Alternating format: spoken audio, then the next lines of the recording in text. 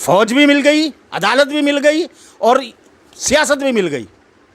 ये गठजोड़ बन के इस देश को बर्बादी के बिल्कुल कगार पे ले जाके खड़ा कर दिया गया है। अब उनमें से 25% को छांट करके वो फौज में आगे भर्ती कर लिया करेंगे। वो 25% कौन से होंगे? जो शाखाओं से गए हुए होंगे। लेकिन ये ऐसी ट्रेंड फौज तैयार करना चाहते हैं उन आरएसएस के लिए कि जो हर जगह जो है गृह युद्ध में बिल्कुल एक फौजी की तरह जो है इस देश का नाश करने में काम आए और एक तरह से देश में ये गृह युद्ध चलाएंगे। और उन ट्रेनिंग किए हुए जो जनता के टैक्स के पैसे से जिनकी ट्रेनिंग होगी, हथियार चलाने सिखाए जाएंगे, उन्हीं लोगों को बेरोज़गार बना करके मजबूर करके जनता के खिलाफ जो है फिर हथियार उठाने के लिए ये लोग मजबूर करेंगे।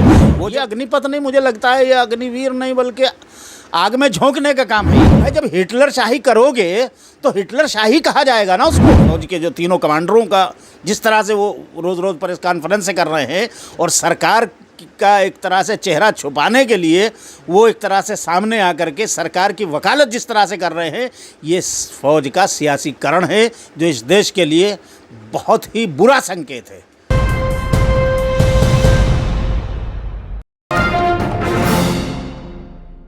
जिस तरीके से अग्निपथ की ये स्कीम आई है भारत सरकार के द्वारा, इसके पीछे की क्या सियासत है और जो नुकसान इसमें इन उपद्रवियों ने किया है, क्या उनके घरों पर भी बुलडोजर चलाया जाएगा? इस तरीके के सवाल अब उठ रहे हैं।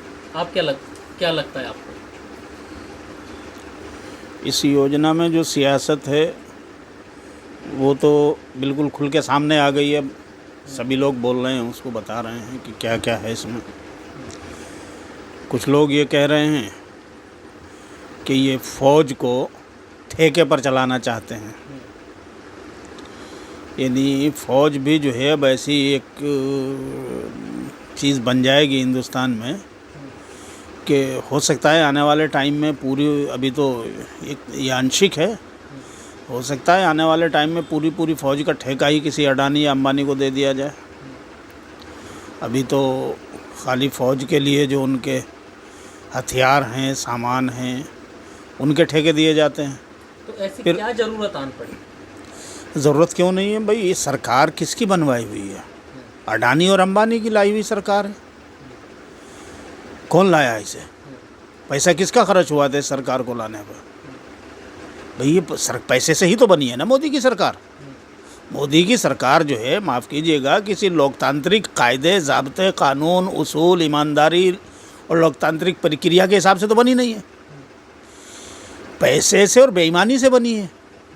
और जब एक बार बन गई तो फिर ताकत भी है, पैसा भी है, धौंस भी है और एजेंसियां भी हैं, फिर सारी चीज़ें इस्तेमाल हो रही हैं। तो बहरहाल वो तो एक अलग टॉपिक है कि आने वाले टाइम में, जैसे अभी पिछले दिनों आपने देखा था कि किसानों ने एक बहुत बड़ा प्रदर्शन किया था, लंबा तकरीबन 1 साल तक। और वो इसलिए किया था कि अडानी अंबानी के बड़े बड़े गोदाम बन रहे थे जो अनाज को रखने के लिए, यानी अभी कानून बना नहीं था, कानून पास नहीं हुआ था और उनके गोदाम बनना शुरू हो गए थे। किसी को कानो कान खबर नहीं थी। कानून पास होने के बाद जो है या लागू, वो जैसे ही इन्होंने कानून पास किया तो फ़ौरन लोगों को खबर हुई, तो पता चला कि वहाँ तो सारा गोदाम भी बन के तैयार हो गए हैं। इससे पता चला कि ये साजिश के तहत खेल करती है ये सरकार। मोदी सरकार कोई काम ऐसे नहीं करती कि बग़ैर साजिश के करे, बग़ैर मनसूबाबंदी के करे। हाँ, ये बात ज़रूर है कि वो बहुत राजदारी उसमें बरतती है और राजदारी के साथ वैसा करती है। तो अब फ़िलहाल 1 साल के एजिटेशन के की वजह से वो वापस ले लिए कानून। लेकिन ऐसा नहीं है कि मोदी ने परमानेंट हथियार डाल दिए हैं। मोदी है तो कुछ भी मुमकिन है। मोदी को भी लगने लगा है ये। मोदी फिर दोबारा लाएंगे उस कानून को, देख लेना, घुमा फिरा के लाएंगे। और उस वक़्त जब किसानों की ज़मीन छीनी जाएगी कानून बना के, तो उस वक़्त जो है किसानों से लड़ने के लिए एक तरफ तो सरकारी पुलिस और पैरामिलिट्री फोर्स होंगे और दूसरा जो है फिर उन घरानों के लिए ये जो फ़ौज तैयार की जा रही है, जिसे आप अग्निपथ कह रहे हैं, ये अग्निपथ मान लीजिए आपने इस साल जो है 46,000 भर्ती किए, 6 महीने के बाद और 46,000 करेंगे, ये 50,000 करेंगे। सालाना का तकरीबन जो है करीब 1 लाख का है इनका, इन्होंने एवरेज रखा है कि हर साल में कम से कम 1 लाख लोगों की भर्ती हुआ करेगी अग्निपथ में। अब उनमें से 25% को छांट करके वो फ़ौज में आगे भर्ती कर लिया करेंगे। वो 25% कौन से होंगे? जो शाखाओं से गए हुए होंगे और शाखाओं से जा कर के वहाँ उनको जो है ट्रेनिंग हो जाएगी, तो उसके बाद उनको आगे बढ़ा दिया जाएगा। जो शाखाओं के बाहर के होंगे लेकिन उनको जो है वापस भेज दिया जाएगा घर पे, ताकि अब वो बेरोज़गार होकर के घूमें। अब या तो वो अडानी की चौकीदारी करेंगे या अंबानी की चौकीदारी करेंगे या किसी टाटा और बिरला की, गोइंका की जो है चौकीदारी करेंगे। ये तो बीजेपी के एक नेता ने कहा है कि हम उनको अपने नहीं, वो तो सिक्योरिटी के- कैलाश विजयवर्गीय ने, हालांकि वो झूठ बोल रहे हैं कि मेरे बयान को तोड़ मरोड़ के पेश किया गया। बिल्कुल तोड़ मरोड़ के पेश नहीं किया गया। जो कुछ वीडियो पे उन्होंने कहा है वो साफ हमने सुना है टीवी पे, उसमें कोई तोड़ने मरोड़ नहीं। बिल्कुल सीधा कहा कि कल को मुझे अगर ज़रूरत पड़ती है बीजेपी के कार्यालय में चौकीदार रखने की तो मैं अग्निवीर को प्राथमिकता दूंगा। बिल्कुल सीधी सी बात है। तो सवाल ये है, अगर इतनी ही बड़ी चीज़ है अग्निवीर, बहुत बड़ा जो है विकास है, बहुत बड़ी तरक्की है, तो मैं पूछना चाहता हूं कि बीजेपी के कितने नेताओं के भांजे, बेटे, भतीजे या और दूसरे रिश्तेदार कितने भर्ती करेंगे उसमें? उनका डेटा दें ज़रा एक बार, देश को पता चले ना, जनता को, कि इनके बच्चे क्या करते हैं और ये दूसरों के बच्चों को कहाँ झोंकना चाहते हैं। ये अग्निपथ नहीं, मुझे लगता है ये अग्निवीर नहीं, बल्कि आग में झोंकने का काम है। ये दूसरों के बच्चों को ये लोग आग में झोंकना चाहते हैं। और एक जो इसमें बड़ा अहम पॉइंट एक है, वो ये कि ये जो 75% बचेंगे, जो वापस आ जाएंगे, बेरोज़गार घूमेंगे, अब जाहिर सी बात है इन सबको तो टाटा, बिरला और अडानी, अंबानी भी नौकरी नहीं दे पाएंगे। आज तक जो रिटायरमेंट फ़ौजी घूम रहे हैं वो जवान ही होते हैं, 35-40 साल से पहले ही रिटायर हो जाता है फ़ौज से जवान। उनको कोई नौकरी नहीं दे पाता। उनकी नौकरियां अगर आप देखेंगे कहीं भी पूरा मिला करके प्राइवेट सेक्टर में भी, तो ज़्यादा से ज़्यादा 3-4-5% से ज़्यादा नहीं मिलेगा कहीं भी टोटल। सरकारी सेक्टर में मुश्किल से जो है 1.5 से 2% होंगे और प्राइवेट में मिला के 3-4 को मिला करके जो 5% हो सकते हैं। बाकी 95% जो है वो अपनी पेंशन पे गुजर करते हैं या अपना छोटा मोटा कोई व्यवसाय करके बैठ जाते हैं या कुछ और। जो भी किसान का बेटा है तो वो अपनी खेती किसानी में लगता है, पेंशन आती है तो उसको एक सहारा रहता है, भूखे नहीं मरते उसके बच्चे जो है अनपढ़ नहीं रहते, वो कम से कम सुकून के साथ जो है अपने बच्चों को पढ़ा लेता है और उनकी दवा इलाज कर लेता है, उनको रोटी खिला लेता है। तो ये अब वो नहीं चाहते, क्योंकि इनका फ़लसफ़ा असल ये है कि देश की जनता, जो गरीब जनता है, वो इतनी गरीब रहनी चाहिए कि सुबह से शाम तक उसे सिवाय रोटी के तलाश के, रोटी, कपड़े और दवा की तलाश के अलावा कोई दूसरी चीज़ का सोचने का अवसर ही नहीं रहना चाहिए। कोई चीज़ की तरफ जनता के दिमाग में बात आनी ही नहीं चाहिए सिवाय अपने रोटी, कपड़े और दवा के। तो चूँकि जब तक वो परेशान नहीं होगा तो ये सब चीज़ें, सवाल हर वक्त दिमाग पे कहाँ से ढोता फिरेगा। और जब वो इस परेशानी में मुब्तला कर दिया जाएगा तो फिर वो आगे ना सियासत की सोचेगा, ना पार्टी की सोचेगा, ना इनकी खबासत की सोचेगा कि ये देश को बेच रहे हैं, बिकवा रहे हैं, गिरवी रख रहे हैं, किसी को तबाह बर्बाद कर रहे हैं, क्या कर रहे हैं। वो फिर ये नहीं सोचेगा, क्योंकि आदमी को भूख लगी तो वो पहले अपनी रोटी का साधन पर भागेगा। ये वहाँ ले जाना चाहते हैं इस देश को, बिल्कुल भुखमरी का शिकार बना करके। जब वो इस पोजीशन में हो जाएंगे तो वो बेचारे कहीं भी कुछ भी करने के लिए तैयार होंगे, क्योंकि सबसे बड़ा मसला आदमी के सामने होता है बच्चों का पेट भरना, और अपने बच्चों का पेट भरने के लिए वो जायज़ ही नहीं नाजायज़ भी करने के लिए तैयार हो जाता है, क्योंकि बच्चे बचाने हैं उसे। ऐसे भी सवाल उठ रहे हैं कि कुछ लोग इसमें जो छात्र होंगे, कोई या तो आतंकवादी बनेगा या कोई बदमाश बनेगा। हाँ, वो भी बता रहे हैं, वो भी होगा, क्यों नहीं होगा। जब भूखा मरेगा आदमी क्या करेगा? छीन के खाएगा ना भाई। आप रोज़गार देंगे नहीं। अब वो चूँकि 5 साल की 4 साल की नौकरी करके वो इस काबिल आपने बना दिया कि अब वो कुछ वो तो कर नहीं सकता, और आगे बढ़ के कुछ करने के लिए उसके बाद नौकरी नहीं है। तो आप जो है उस आदमी को अपाहिज बना के छोड़ रहे हैं, बेरोज़गार भी बना रहे हैं, अपाहिज भी बना रहे हैं। वो क्या करेगा? वो यही करेगा, तोड़फोड़ करेगा, उदमबाजी करेगा, बहुत सारे करेंगे। मैं सबको नहीं कह रहा हूँ कि सारे करेंगे ऐसा, क्योंकि कुछ लोग ऐसे भी होंगे कि तपस्या करेंगे, भाई चाहे जान चली जाए लेकिन हमें बेईमानी नहीं करनी है, हैं ऐसे, भले आटे में नमक की तरह के लोग हैं, लेकिन हैं आज भी दुनिया में।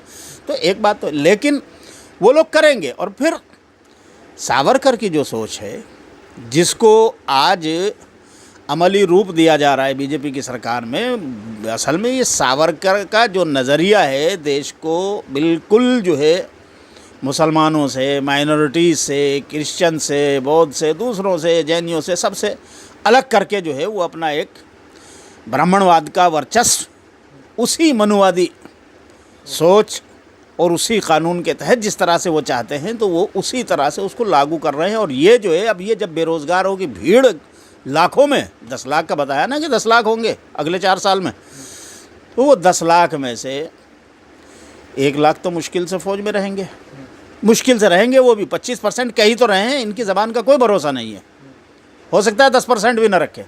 अब वो जो बेरोज़गारों की भीड़ होगी और वो हथियार चलाना भी जानती होगी, तो उसको दंगा कराने के लिए, जैसे अभी आरएसएस जो है वो टोले के टोले भेजता है, फिर उनको इस्तेमाल करेंगे और एक तरह से देश में ये गृह युद्ध चलाएंगे।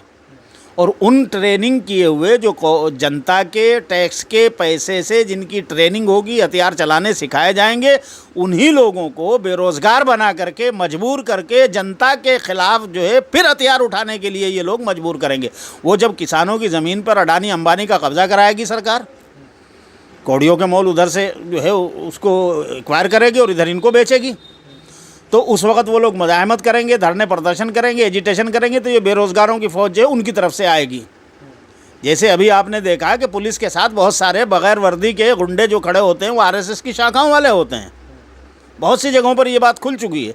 अब ये चाहते हैं कि वो ऐसे ट्रेंड होने चाहिए कि वो हथियार भी चला सके। अभी तक तो वो लाठी डंडे चलाने वाले या देसी कट्टा चलाने वाले होते हैं, लेकिन ये ऐसी ट्रेंड फ़ौज तैयार करना चाहते हैं उन आरएसएस के लिए कि जो हर जगह जो है गृह युद्ध में बिल्कुल एक फ़ौजी की तरह जो है इस देश का नाश करने में काम आए। तो ये तो बहुत बड़ा जो है इशारा दिया है आपने, क्या नहीं, मैंने नहीं दिया ये इशारा, इस पर तो तमाम डिबेट्स चल रही हैं, तमाम मीडिया में आप उठा के देख लीजिए, तमाम डिबेट्स चल रही हैं। मैंने तो बहुत एहतियात किया है, बहुत मतलब इस टॉपिक को, बल्कि अपने बहुत सारे जानने वाले लोगों को भी कहा कि भाई इस पर अभी देखो, जो होता है ना कि देखो और इंतज़ार करो, देखो और इंतज़ार करो।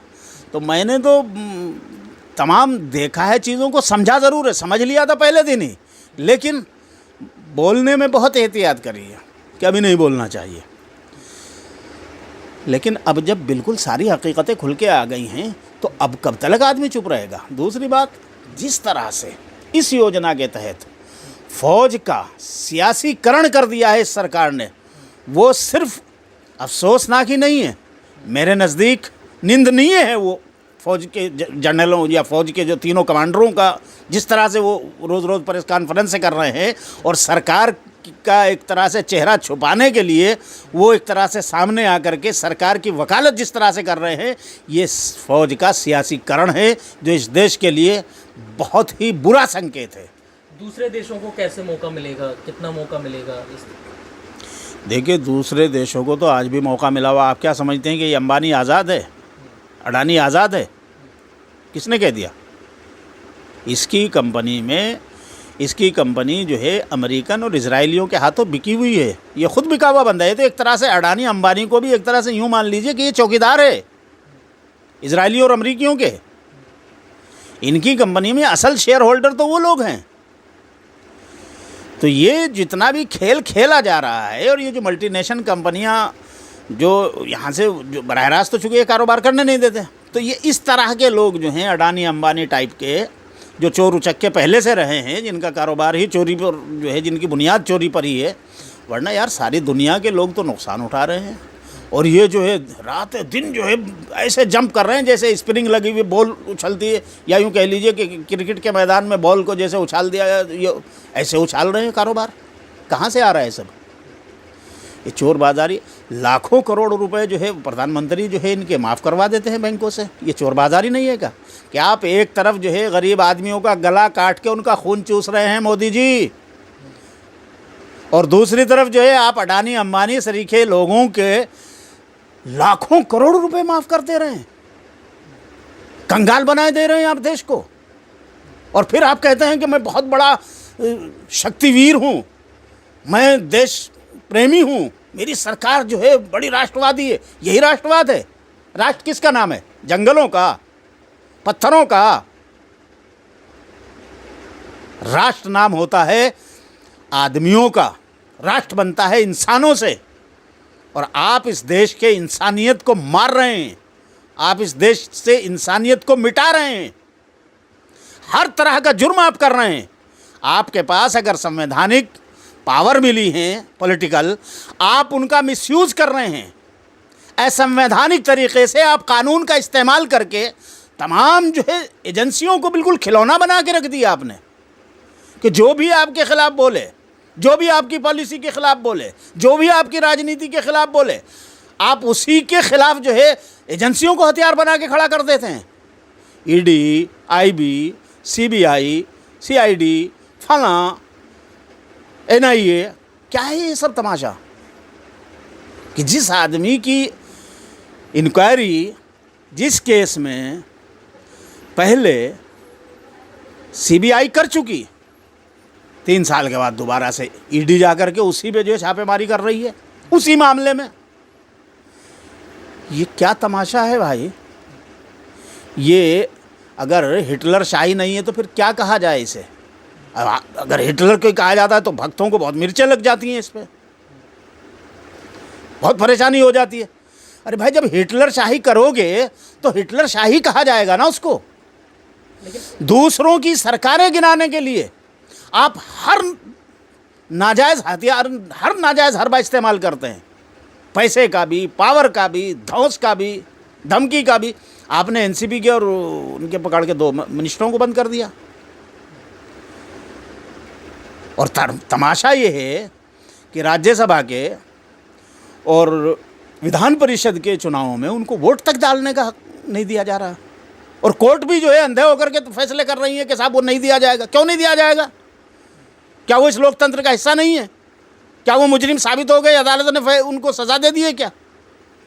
खाली एक एजेंसी ने पकड़ के उनको डाल दिया है जेल में, और कोर्ट कह रहा है कि नहीं, आपको जो है वोट डालने की जो है हम सुविधा नहीं दे सकते, राहत नहीं दी जाएगी। क्यों नहीं दी जाएगी? इसका मतलब ये है कि इस देश में जो है गठजोड़ बन चुका है। फौज भी मिल गई, अदालत भी मिल गई, और सियासत भी मिल गई। ये गठजोड़ बन के इस देश को बर्बादी के बिल्कुल कगार पे ले जाके खड़ा कर दिया गया है कि जिस दिन इसको धक्का दे दिया गया, ये बर्बाद है।